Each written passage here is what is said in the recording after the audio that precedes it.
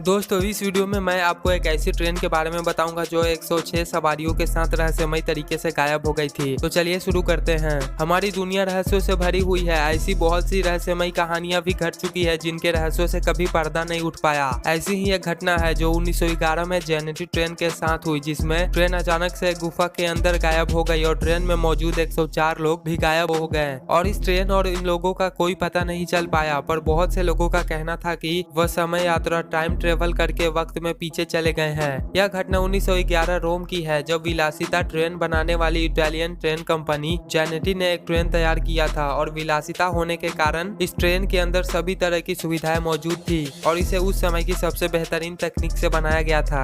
इस ट्रेन में 3 डब्बे मौजूद थे। ट्रेन की पहली यात्रा के लिए 106 लोगों को चुना गया और उन लोगों को अंतिम स्टेशन तक जाना था और फिर वापस अपने स्टेशन आ जाना था। यह एक ट्रायल यात्रा थी, इसीलिए इन सभी लोगों को मुफ्त में टिकट दिया गया और सभी के लिए ट्रेन में खाने पीने की व्यवस्था की गई ताकि बाद में बाकी के लोगों के बीच भी उनका ट्रेन लोकप्रिय हो। अब ट्रेन स्टार्ट हुई और 10 मिनट तक सभी यात्री ट्रेन का मजा उठा रहे थे। तभी लोम्बार्ड नामक एक टनल में, जिसमें यह ट्रेन उस टनल के अंदर चली गई, लेकिन वह ट्रेन कभी भी उस टनल से वापस नहीं आ पाई। पुलिस ने उस टनल में ट्रेन को बहुत ढूंढा, लेकिन ट्रेन का कोई भी टुकड़ा उस टनल में नहीं मिला और 106 यात्रियों में से सिर्फ 2 यात्री बेहोशी की अवस्था में पुलिस को मिले। बाकी 104 यात्रियों का कोई भी पता नहीं चला। अब दोनों यात्री को अस्पताल में ले जाया गया। अस्पताल में उन दोनों यात्रियों ने बताया कि जब वो ट्रेन से आगे बढ़ रहे थे तभी एक टनल दिखा जिसमें यह ट्रेन उस टनल के अंदर जा रही थी। तब उन्होंने ट्रेन के आगे स्मोक निकलते हुए देखा और उन्हें कुछ अजीब सा महसूस हुआ।